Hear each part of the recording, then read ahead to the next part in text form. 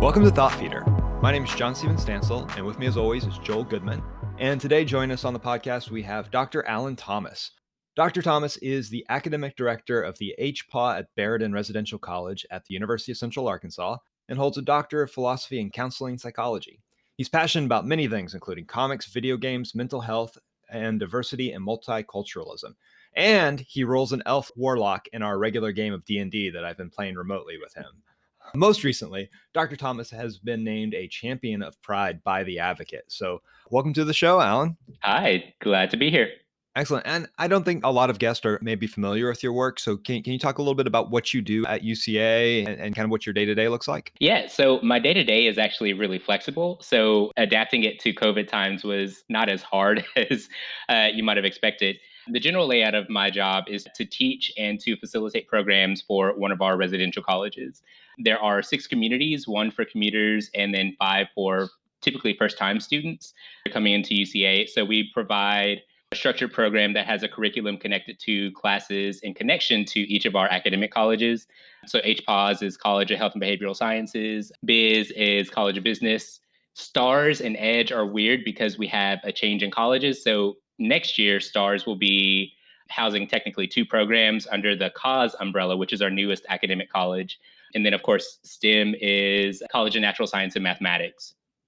So we have a set of classes that are connected to our lower division core, like general psychology, which is typically what I teach for HPAW, a lot of chem, bio, literature, music and theater appreciation. And so depending on what program you go into, you'll have a curriculum, connected to your college. We also do programs outside of that in our residence halls to get students connected to their curriculum in a different way besides just, going to class. So some of my favorite things to do are our ping pong tournament, which we usually bring in, our nutrition class, anatomy and physiology, and of course it's a ping pong tournament. It's a way to build community, but build in some implicit lessons or some implicit co-curricular programming. I also do video game demo day, which is again something that's near and dear to my heart. We spend an entire day in the lobby playing video games, and usually I try to schedule that where my class is in the middle of it, so whoever's there not only get to play video games and figure out how that connects to health and wellness, but also, I do a lecture on video games and psychology at least one every semester. And that's usually when I try to schedule it. So everyone is able to see it, not just my class. That's kind of it in a nutshell. We do a whole lot. And so, I'm not in the office from 8 to 4:30. I'm typically up and moving around, going to meetings, getting supplies, things like that. And so my day, it can actually look really calm, or it can look really hectic. It's just a toss up sometimes. Of course, now with this upcoming semester there's probably going to be some change to that, but there's not always an easy way to lock me down, which is why my cell phone number is on my business cards, because that is probably the best way to contact me. Yeah, we definitely know about kind of working all hours of the day. Mhm. So, well, one of the reasons we brought you on today and to talk with you is about your passion involving mental health, diversity, multiculturalism, and all of those things, and how that can apply to marketing in higher ed. And I know we've had some discussions one-on-one about this. And when I asked you to go on the show, you told me you had one condition, and that was that we let you go ham. And we're definitely going to do that a little bit. So one topic we really want to cover today is last week, kind of in the news and the university marketing sphere is a viral tweet that was put out by a Twitter user whose handle is on Philique. On Philique. It took me a second to get the joke in the name, but I like it. On Fleek. He tweeted, "If your university has ever used you for diversity picks, you deserve free tuition." And this tweet just took off. Over 45,000 retweets, 340,000 likes, and over 1,000 replies from students sharing examples of how their photos were used to display diversity for their university's marketing in marketing materials, from the website to sides of buses to brochures, everything in between. And there's a lot to talk about on this one. So first of all, what are your overall thoughts on this? I'll bring this back a little bit to when you first asked me to be on the podcast. You mentioned a viral tweet, and I was like, "Well, all right." So I figured it would be Black at UCA, which is something that had come up recently. I thought it would be that, but nope. So when I saw this, I was like, "Yeah, that makes sense. That tracks." Because oh wow, this is where I could start talking a whole bunch. So you might have to stop me at some point. Uh, Um, yeah.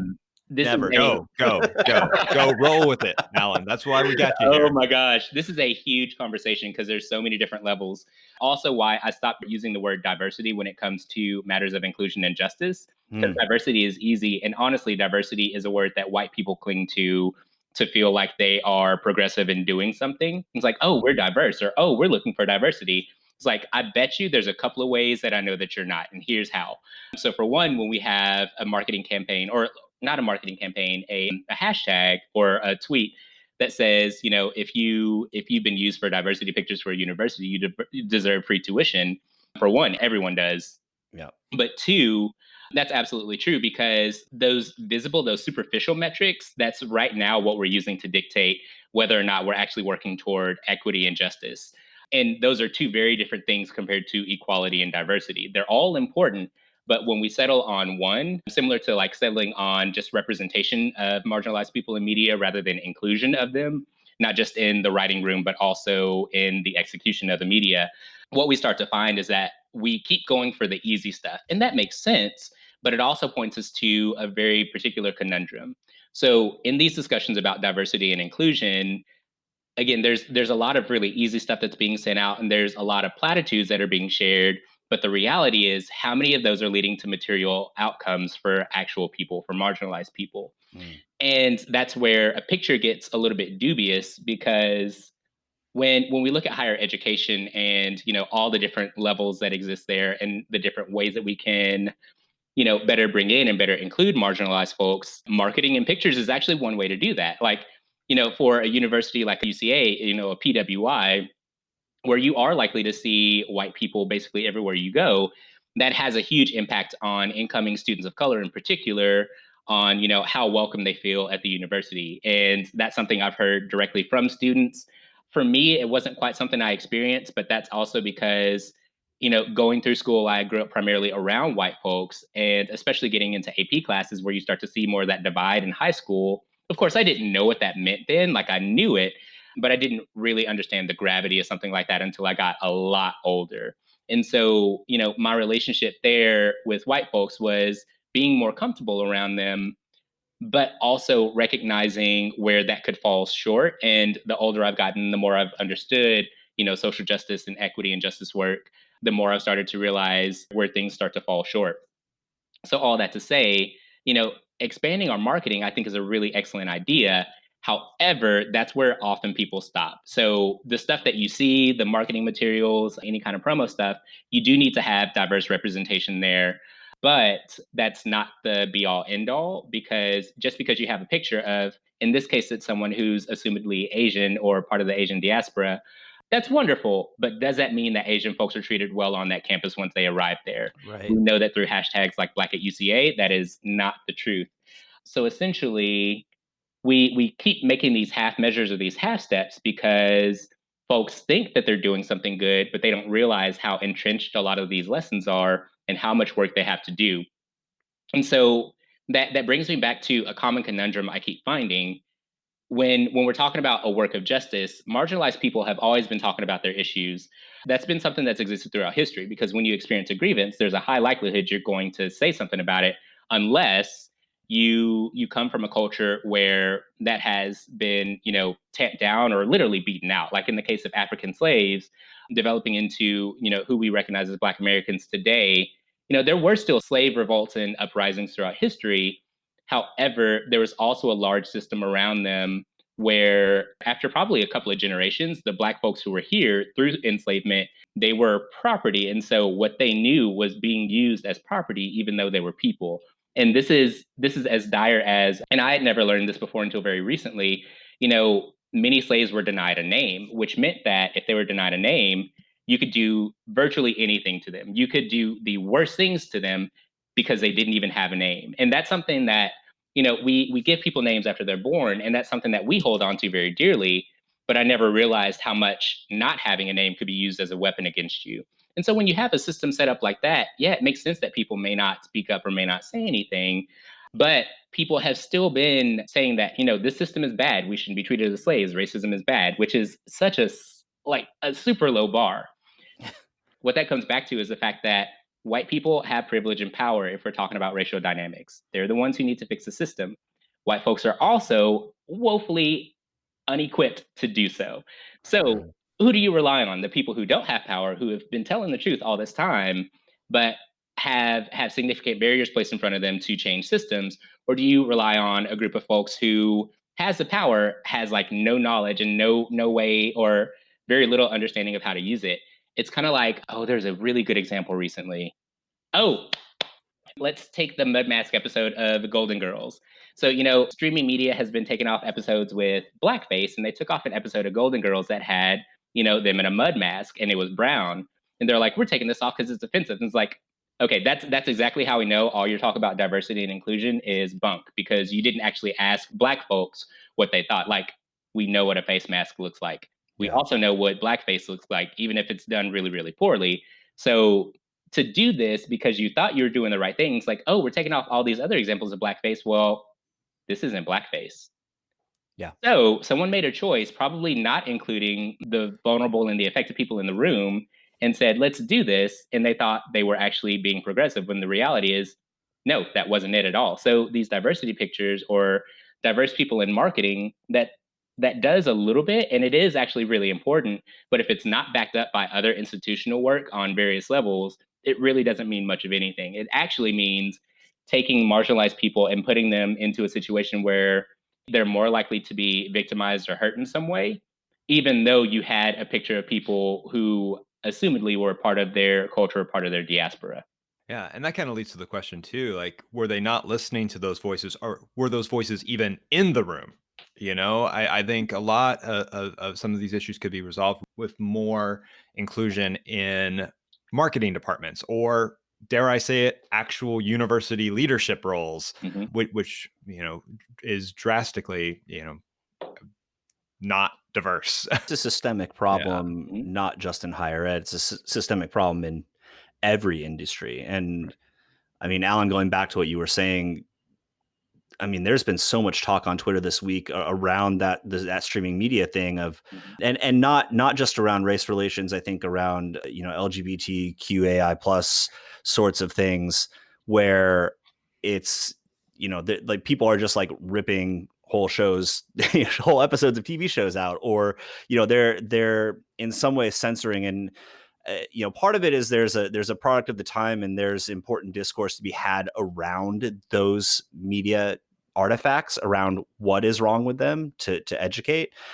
But then at the other, on the whole other side of it, it's what you were saying. It's, did you actually have the people that would possibly be offended by it, or possibly have something against it in the room when you were deciding to take it down? Or was it really just a hollow marketing PR sort of extension of, we need to make our company look good, we need to make our university look good, but it's not backed up by any of the actual action that needs to go into it? Well, there's a couple of media examples that kind of hit on that. So take Family Guy, abhorrent treatment of trans folks, and they even did an episode where they tried to get it right and educate people about trans people, and it still ended up being incredibly offensive.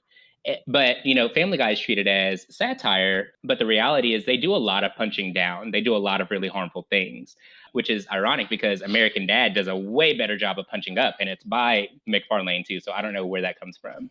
Yeah. But I think the other part, so apparently an episode of Community was pulled, and I had no idea. And it was one of my favorite episodes, the D&D episode, which is like talk about a great episode to encapsulate like group therapy, healing, processing your own trauma.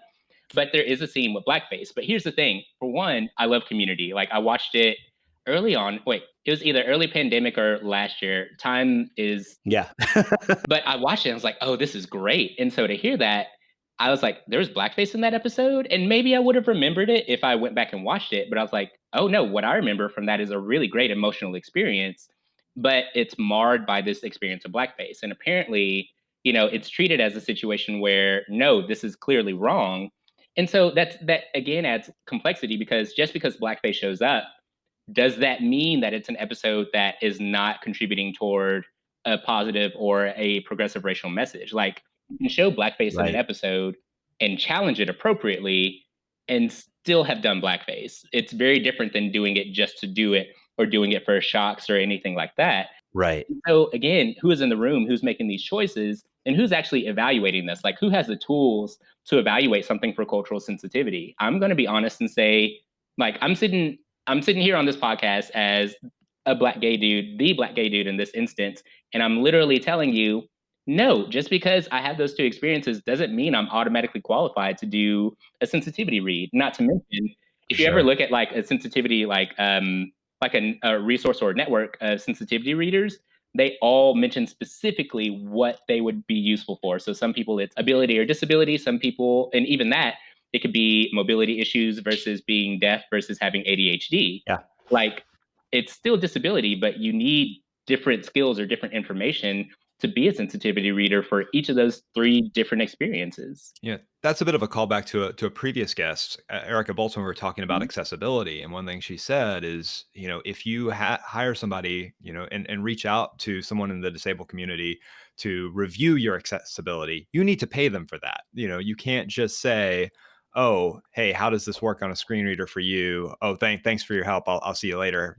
Maybe buy you coffee." And I think that also kind of leads to this broader conversation about this viral tweet with how we compensate students for their modeling work, which, I mean, we take their picture and we think, oh, they're going to be happy because Oh, we put them in the magazine or on their face on a brochure. But in reality, that's work that in any other industry would get paid for. And then also, how do universities select those models? I know at UCA, one thing we do is we send out an entire campus wide email that says, hey, if you want to be included in marketing materials, fill out this form and we'll be in contact with you to get students and faculty and staff to photo shoots. But that means our pool becomes the type of people who are going to fill out that form or have that sort of confidence to do it. And we end up with like these, and this was mentioned in that tweet. It's mhm. some students have said they used my photo or several photos of me throughout this marketing campaign. Because, granted, some people are really good in front of a camera and others are not. That's just a fact of marketing. So, it also kind of leads to another point that was on that thread and that was raised and said that often university marketing is very misleading about the actual makeup of the campus. We see these kind of almost plucked, for lack of a better term, it's been used of diversity shots of where, it's, you have a black student, a white student, an Asian student, a student in a wheelchair all together. But we've all seen that photo. Right. We've all seen that photo. And it Mhm. doesn't Yeah. it doesn't reflect the reality of what's actually happening on our campus or even the makeup of our campus. So, how do you think this affects the student community when they find out that either A, they've been kind of tokenized, or B, the admitted student who gets on campus and goes, "Hey, this is not the reality of what I saw on the brochure." I think that calls into question a lot of different things, and I'm gonna try my best not to speak outside of my lane. So, like I said, having pictures that represent the diversity of a campus is still really important. But you're right, like when they're orchestrated, there's a sense of fiction to that. Like, it doesn't square with what you would actually see. And so for those students, there's I don't know, it's almost like a labor concern, like you mentioned, like because there is something cool about being used for promotional material. And I guess if we had a society where people were paid more and better wages and where, that compensation did exist in more places, like student athletes, they should be getting paid in college. And the fact that they're primarily students of color should raise alarms for people that they're not getting paid. And so there's some aspects where, yeah, it is cool to be using a promo shot and not want or need any compensation or be offered any. But in other cases, when you think about how that's part of a system, then I agree with you. Like, we're not compensating them and there's a problem there. And then for the student coming, I mean, it's it's already a culture shock getting used to college. And for Conway or for UCA, most of our students are from rural areas. And so that's a major shock to them. But if you're experiencing that shock and you're marginalized and you were kind of sold a lie, that's really tough. And so, one of the ways that's actually coming up recently is I'm sure you're familiar, JS, but we're doing campus connections. So all these online meetings from different departments on campus with upcoming students because it's not safe to have in person orientation or meetings right now. Right. So I'm helping to coordinate the one for LGBTQ students, which is basically co-sponsored by Prism. I mentioned that because, I'm also the advisor for Prism, which is UCA's LGBTQ group. And when I work with them, I want everything to be student led and student driven. And so if someone approaches me about, hey, we want Prism to get involved in this, I'm happy to be involved as an individual. I do not co-sponsor that or say that it's sponsored by Prism unless I get word from the execs that they would like to do so. That's something that's very important to me. And so we had that meeting coming up, and our first one is Thursday. And one of the things that's on my mind is when I'm talking with students, I want them to come here. Like, I want there to be more trans and queer students at UCA because, for lack of a better term, diversity or including different communities is how we really thrive. Like, we get so much from that. But I also don't want to lie to them and say that it's a completely queer, trans affirming campus. And so I'm trying to figure out, how do I do that? Because what I have noticed about marketing, or honestly, sometimes about UCA, is the fact that we're really averse to telling the truth sometimes if it means someone's feelings are going to get hurt or it makes us look Mm. bad. And you might think that that's the human condition, that we're all like that, but I've seen it as part of the culture too often and too much to not view it as a problem. So we have this stance of really being our best selves and looking like our best selves, but not wanting to own up to the truth behind a lot of that. And we can see that through hashtags like Black at UCA or through the sign issue last year, which I cannot say this enough. It was a sign. There literally should not have had to be an open forum about a sign. But because there was, that was our indication that there's larger cultural issues afoot that are affecting how LGBTQ folks feel on campus. Can we give the backstory here for listeners who may not be familiar with it? Let me just give the brief synopsis. You go ahead. There was a physical marquee outside of our library with interchangeable letters that usually said witty things, or somewhat witty. Finals are coming, brace yourself, sort of stuff. But some were really funny, and I just can't think of any others. But and some were very poignant. They would have a message for Black History Month in February, and for Pride Month last year, they had a quotation from Lady Gaga that says, "Being gay is like glitter; it does not go away."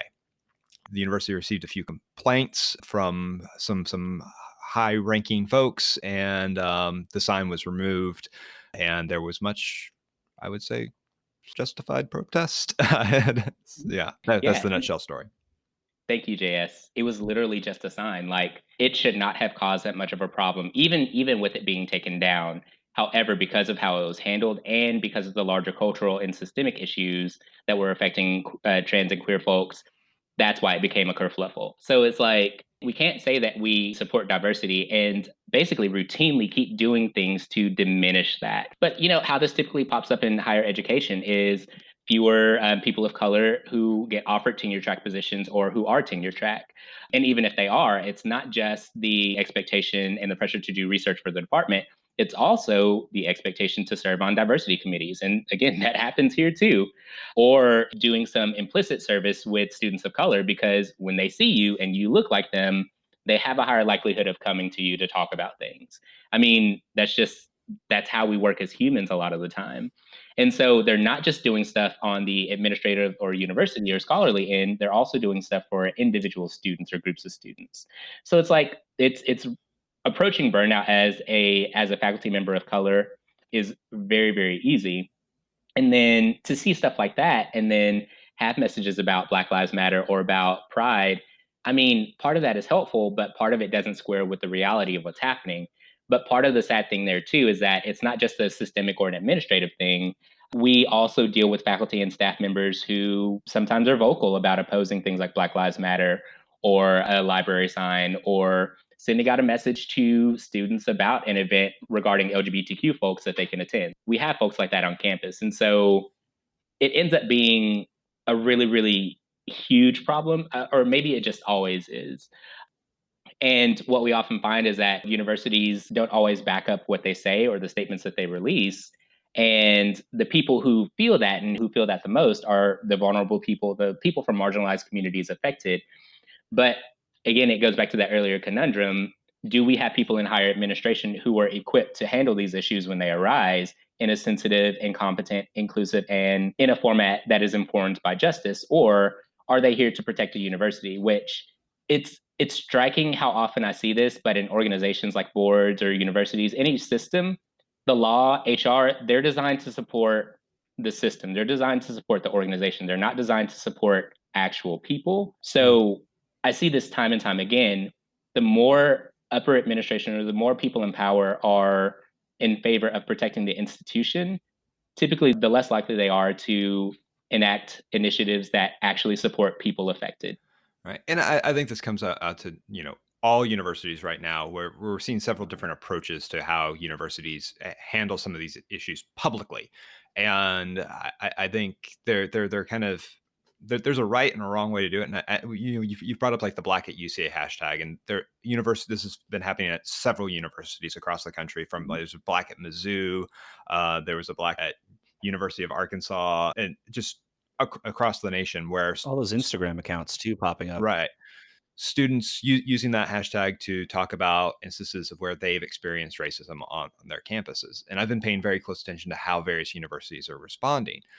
I think there's a mentality to not acknowledge that there is a problem and kind of play ostrich and bury your head in the sand and just hope it goes away. My take on it too is that if it's happening on social, we need to respond to it on social. My feeling is, well, administration says, "Oh, students are talking about this on Twitter. We need to have a campus forum and host it." And like, well, the forum is happening on Twitter. We chose not to attend, right? We need to take the conversation to where they are. While other universities are kind of facing it head on and admitting that they have a problem, and there's really, I don't know if there, I don't think there's a way for universities to do this without really facing some of their own faults and admitting it. And I think that's kind of the first step. Well, I have a question within all this, and I think Alan probably has some thoughts on it. A lot of times, the response from the university is, we're an academic institution, we're about conversation and hard dialogue and blah, blah, blah, blah, blah. And so they kind of try to distance themselves from, uh, well, they try to make themselves look like they are participating in the conversation without having to actually commit to anything. And so within that, they give a pass for speech from faculty, for speech from students that in any other context would be considered hate speech, that would be discriminatory action towards other people and things that wouldn't be tolerated. And I don't know how that gets addressed within academia, because that's to me that's part of the systemic issue. But I also don't, I understand what they're saying there, but I think it's the approach to maintaining that that's problematic. So yeah, I don't know. Like, what? How would we deal with something like that? I think so. This is where I feel I have to be incredibly honest. That is not easy. So I'm sitting here talking all about social justice, talking about equity, and all the places where universities can go wrong. But here's the other part. I'm human and I have a pretty significant level of anxiety. It's not easy to do this stuff all the time. So that's the first thing. It's difficult. And it's not always easy to say this, and so I feel comfortable enough to bring this up with y'all and have it expressed to the listeners in the appropriate format. But in talks about any kind of form of justice, basically what we're having to do is reprogram. Everyone is reprogramming. Yeah, If Black folks can pick up a sense of anti-Blackness, which is usually seen through like respectability politics, or I I'm trying to think of non-gendered examples. Candace Owens is the one who comes to mind. Van Jones, he's a really great example recently. Not all Black folks, or basically the saying goes, not all skin folk are kinfolk. And Angela Davis even said recently, I don't want to be unified with all Black folks. And I vehemently support that. I mean, because there are Black folks who have problematic views and who have views that aren't yeah, working toward justice. Like if someone is showing up to a protest for George Floyd, but they're vehemently homophobic, I don't want to be unified with them. yeah, The other part of that, though, is that as we're having these discussions, white folks are having to deprogram too. And so white folks actually do need a space to unpack and be like, well, I thought this was right, or I thought this was appropriate. And it turned out it wasn't, or I'm afraid of saying the wrong thing and being the villain, which admittedly is not really the thing to focus on. But from an emotional standpoint, it is valid because it's an emotional experience that someone is having. However, when I say that white folks need those spaces to process, I would argue that it doesn't need to involve people of color at all, mm, especially not as a facilitator, because that just sets up a really terrible paradigm. But that's actually kind of what happens in these larger campus discussions. because someone's going to say, well, I feel like I can't say XYZ. And it's like, well, actually, you can. Like, I tell my students all the time, we're going to talk about racism and misogyny and trans antagonism and ableism. And when we have those discussions, I want you to check in, and if you feel angry or upset, like, process that feeling. You can talk it out with me if you want to, if you feel comfortable, but process that feeling. That's what you need to do. Don't get defensive. Work on that. But people aren't always ready to do that, or they don't always understand how to do that. And then we end up creating these environments where very quickly, and I watch this happen in real time. It's funny and sad at the same time. It starts to devolve into something that's not actually about the discussion at all, and definitely not about race, because maybe the people of color feel like they need to protect the feelings of the white folks involved. The white folks start either projecting their feelings or start to kind of word vomit and process out loud, not considering the emotional labor on the people of color involved. And so it very quickly can stop being a productive conversation. And a lot of that has to do with who's leading the discussion. Mm, Because this isn't something that I say very openly, but I hate the word civility in these conversations. Look, if you say something racist to me and I cuss you out, you just said something racist to me. It shouldn't be a conversation of me calling you trying to think of something that's not, informed by marginalization.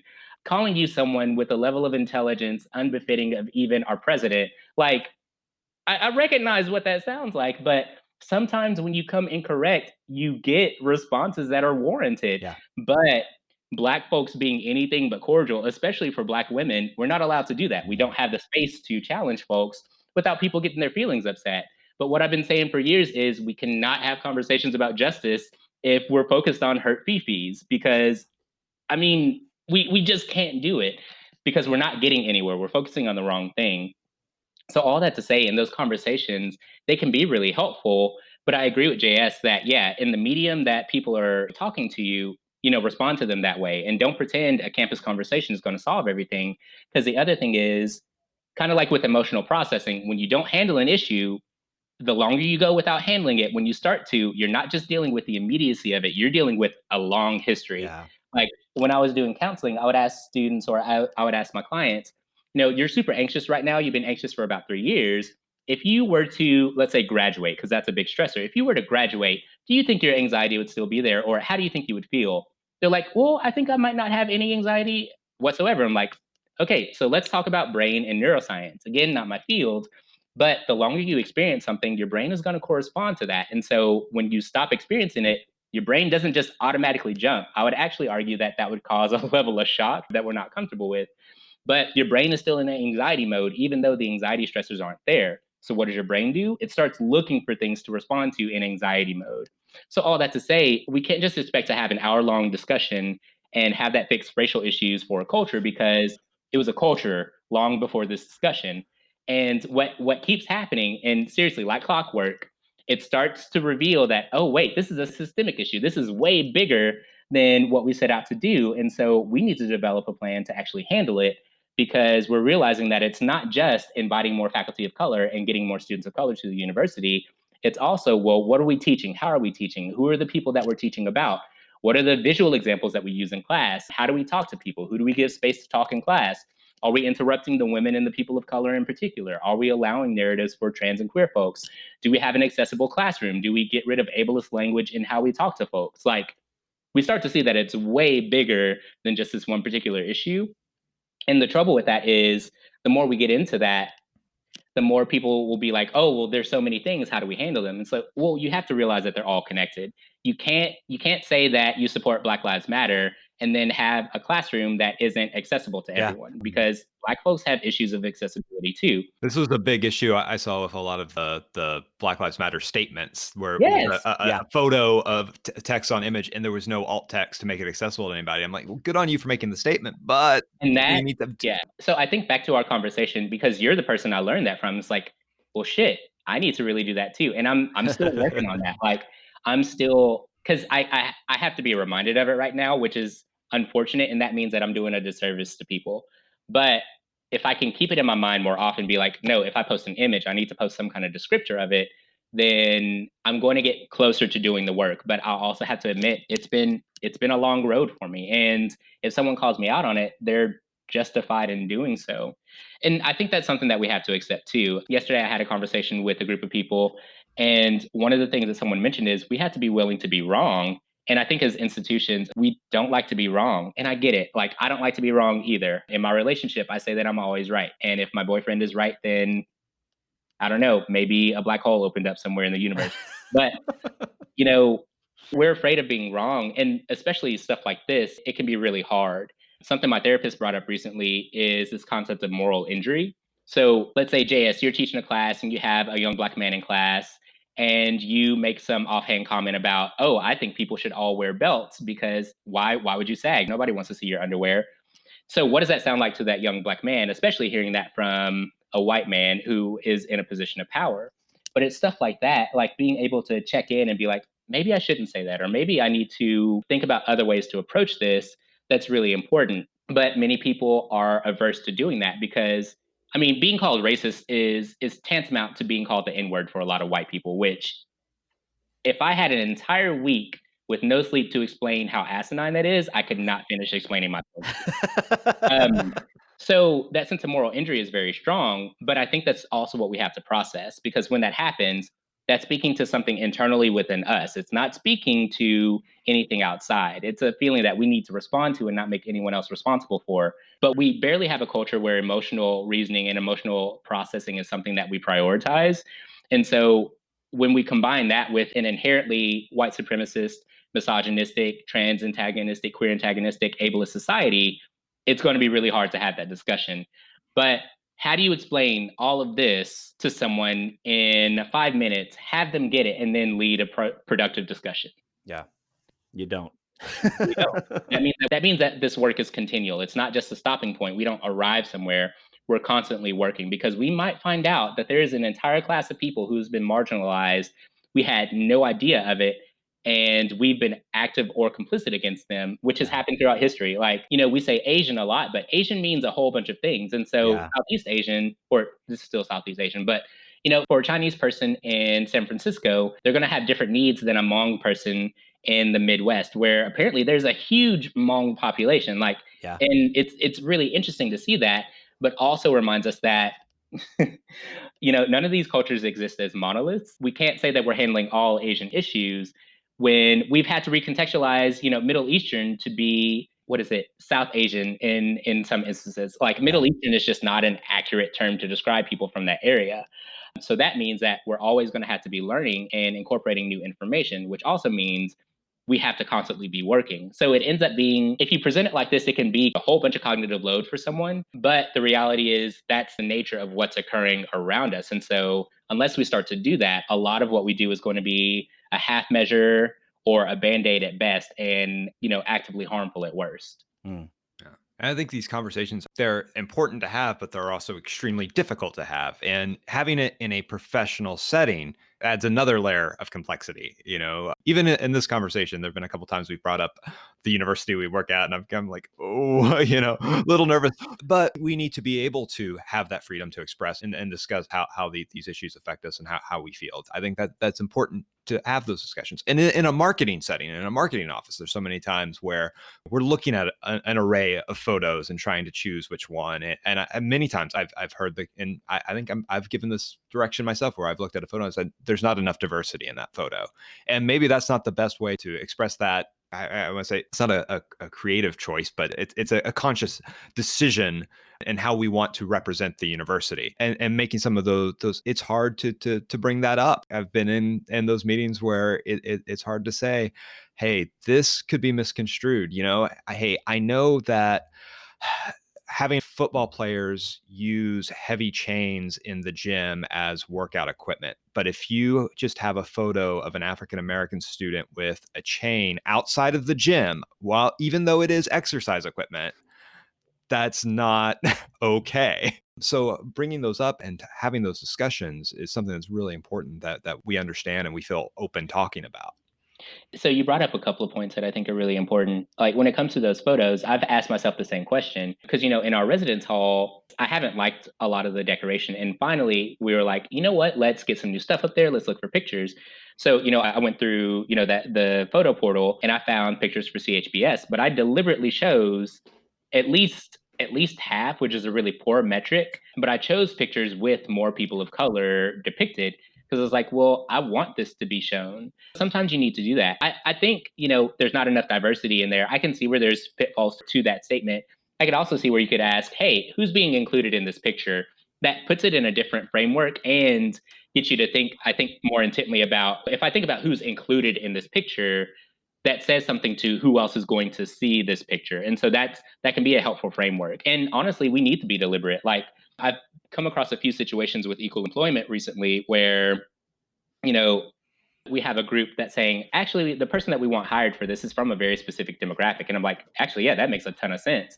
But folks are like, well, we can't do that because of equal opportunity employment. It's like, actually, you know what best practice says when it comes to recruiting people from diverse communities and actually being inclusive? It means that you have to pay attention to those markers. So instead of no race or no gender or no sexual orientation, actually include it and make sure that the people who are in charge of that process aren't being biased. And if they are being biased, that they're aware of that. Because basically, what it ends up doing is punishing people from diverse communities when they apply. And the thing is, the bias still comes through in any number of ways, whether based on how someone talks about their experiences or their name. So it's not actually bad to include demographic information in applications. It's just bad to not consider someone based on those considerations. Hmm. And so I can see where that policy came from and where it was meant to protect folks. But really, what it ended up doing is relieving primarily white cishet men of the responsibility of hiring diverse teams because, oh, I'm too biased. I can't be in charge of this. And so if we do it, it has to be a colorblind process. Anytime you hear the word colorblind, immediately it should raise red flags for you. Besides, like physical colorblindness with your eyes. Yeah, yeah, yeah. Well, that segs in perfectly to my next question a little bit because diversity isn't something that's always expressed visually. There are many disabilities that are not visible to put in a photo, right? So how do we express these sort of non-visual issues and include that in the marketing process? So there, I think it's a really good question. And it also prevents us from talking about diversity clearly or just in Right, terms of race, which is what a lot of people do. They mean diversity in terms of like people of color, not all these right. other marginalized, Right. disenfranchised communities. So I think there, what you need to do is be intentional about where else is that marketing coming up. Say queerness or transness. To some degree, there is a visual aspect of that, but it's heavily informed by stereotypes, gender essentialism, all that kind of stuff. But if you want to include queer and trans folks, it could be showing someone holding up a pride flag. That actually, believe it or not, that can go a really long way for what a university looks like. I'll be doing a job search within the next couple of years. If I see a university that has definitely students, but faculty and staff holding pride flags or with some kind of paraphernalia, yeah, I'm going to feel way more welcome there. Now, granted, that doesn't mean that these other problems that we've talked about are suddenly gone. It just means that, hey, they actually decided to use a pride flag in their promotional material. That's a big ass deal. So I think that's one way to do it, but also, you know, it's not always easy to market like the programs that we're actively doing, but in recruitment materials and reaching out to students, I think there's ways to do that.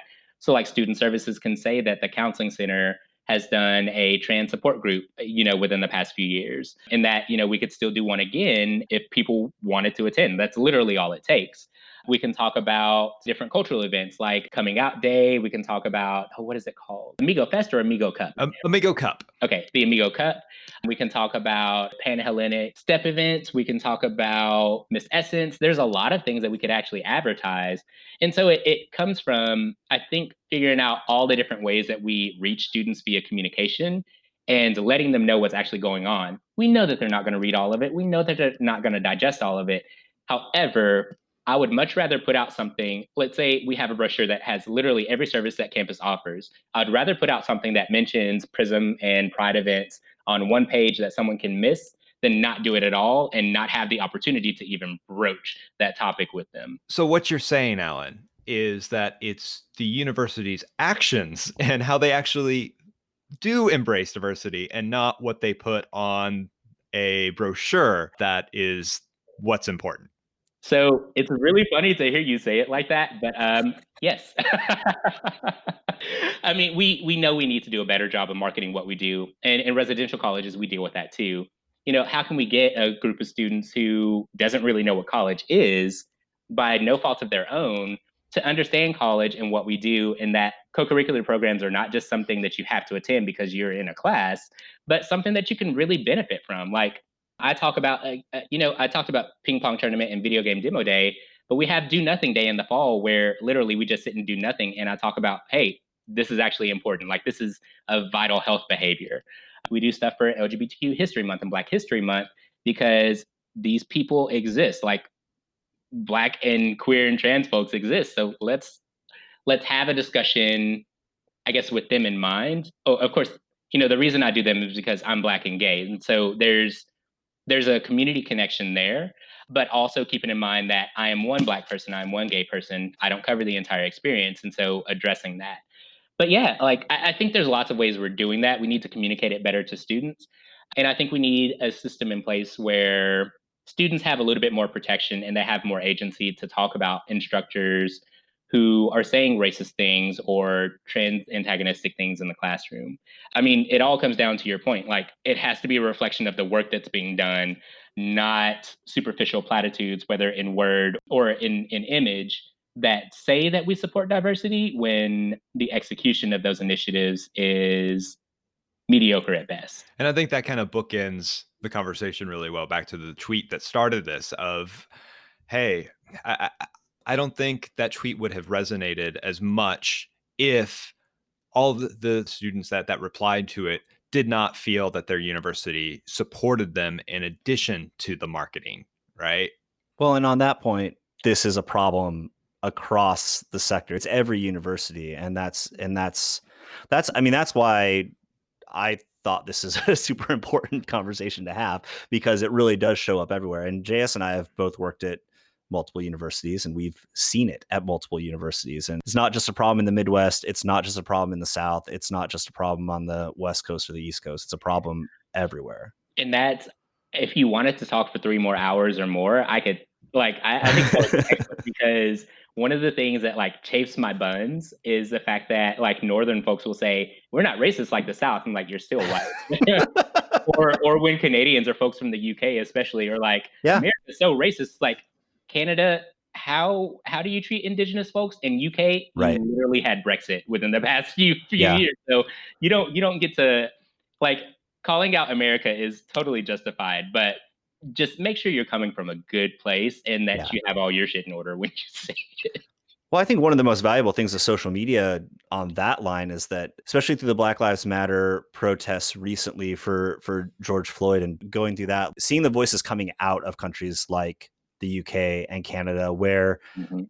their history of racism, of hatred, and the ways that they've done it have been different than what the US has experienced, but it's no less evil. It's no less counter to other people. And so seeing those voices like kind of come up. I have a lot of friends in the UK. I have several friends that are Canadian. And then, I mean, even like going through the EU, I mean, protests in France and everywhere else, there isn't another time really where we would have seen that kind of global empowerment, I guess, of everyone. And that's been encouraging. And also, I don't know, it's very challenging too at the same time. It kind of like has to light a fire under you. And I think I'm trying to be careful about how I frame everything that's going on Yeah. because in some ways it is a perfect storm. There are things that I'm grateful for, like finding out what schedule at work actually does work for me. But the fact is, we are living in a pandemic and we're all home and bored and angry and frustrated. Yep. And so people had time, is basically what you're seeing. Luckily, most of those people are wearing masks as well. And so I'm really encouraged to see that, at least based on projections, a lot of the COVID spikes in areas have been more to reopening, not because of the protests. But all that to say, yeah, we're at home and we're busy, and capitalism wasn't making us so tired that we couldn't march in the street anymore. So what happened? I think there's an argument to be made for, like, the pandemic's a complication of something like this, and I think it definitely galvanized everyone because of what you said. Everyone had time to, like, well, geez, I actually have time to go act on this. Like, let's do something. And then like there's a big movement too, the slogan, if you've protested, get tested. Yeah. Like a lot of the protesters are doing it Yeah. very Oh, yeah. There's, responsibly and being sure that they are risking their own health, but they're not also risking the health of others. They're going and quarantining themselves right. afterwards or things like that. There's a big push for that. Yeah, like protests, I had to realize that it's just not my ministry. It's not something I ever wanted to do. I wanted to show up in other ways. And especially right now, I'm like, mm-mm. But I applaud everybody. Like my brother and sister have gone out and I've checked in with them like, hey, is there anything that you need? Watch out for drones, providing support to them in the way that I can, because I really applaud them for, going out to the street. And so I recognize that it was important. But the thing that makes me sad is for however much I wish everyone would just stay home and take care of themselves and not risk exposure for themselves and for other people. If people hadn't gone out to the street, this would have just been dismissed. Like I know it for a certainty, nobody would have listened. And that makes me really, really sad. It upsets me that we could have all these voices on social media. And in fact, in a way where you can be flooded with them in a way that you can't when folks are on the street and no one would listen. And so I'm glad that something made people listen. It's just I am worried for the protesters and I want them to be safe and taken care of, which Right. that's why I'm happy that a lot of the protest materials I've seen across the nation have supported wearing masks, being careful about symptoms. Some have even said if you go to a protest, excellent. You might want to isolate yourself for the next 2 weeks. I'm like, Yeah. there's a lot of responsibility that's being done in these movements. But I guess that's always how it's been. When we rely on people in power, we don't really get anything done. It's through grassroots and public and communal efforts that we really accomplish a lot of things. And I think that's what the protests in particular have been pointing to. And it's been a helpful reminder that the work looks like a lot of different things. Yeah. And so we need to show up in a lot of different ways, but also reminding ourselves that just because you went to a protest doesn't mean that you created material change for people. But because you were visible, that did mean that other people might be able to glean from that and maybe get some confidence and some trick from it. We could probably talk for another 3 or 4 hours on this. Oh, Oh yeah. easily. Like you said, you could talk for a whole week without sleep and still have things to touch on. So thank you so much for being with us, Dr. Alan Thomas. And is there anywhere, people who want to learn more, you recommend they can find you, or do you have Do recommendations you want them to for find further you? learning? Yeah. Any pluggables? Hmm. Oh, okay. I write for this website called Comicosity. I've been writing for them for the past, oh wow, it's almost 6 years in August. The early part of my tenure was a lot of reviews, of course. You can probably find the meanest thing I've ever written about anything. Yeah, it was bad. Do not ever read Civil War II. It's a terrible story. But I have a column. It used to be called Representation in Health 101, and now it's Health and Inclusivity. But I do a lot of these discussions through the lens of particular comic characters or stories or artists, any iteration of that. And so, I break down a lot of these messages, but really how this form of media can be really helpful. And then some of the challenges to that, like one that I hope to get up soon was about a recent manga called Given. It's about two high school kids, two college kids. They're all boys, they're all gay, and it is wonderful. So I wrote about that from my perspective, but also like, hey, being gay in Japan is not the same as being gay in America. And so, even though I love this story and I get a lot from it, I do have to consider that cultural aspect too. All that to say, because I talk a whole bunch all the time, Comicosity, Alan Thomas, Google, and you can find a lot of my work there. We'll definitely link up your writing in the show notes for everyone to check out. Thanks so much, Alan. Excellent. I appreciate y'all. Thanks so much. It's good talking to you. Thank you so much for listening to the Thought Feeder podcast. We would appreciate a review or a rating. You can do that on iTunes Podcasts, or I guess it's Apple Podcasts now. I don't know. They change the name all the time. And there are actually a ton of other places you can do that. If you need to find a place to subscribe to the show, visit thoughtfeederpod.com, and please follow us on Twitter at thoughtfeedpod. Thought Feeder is sponsored by University Insight.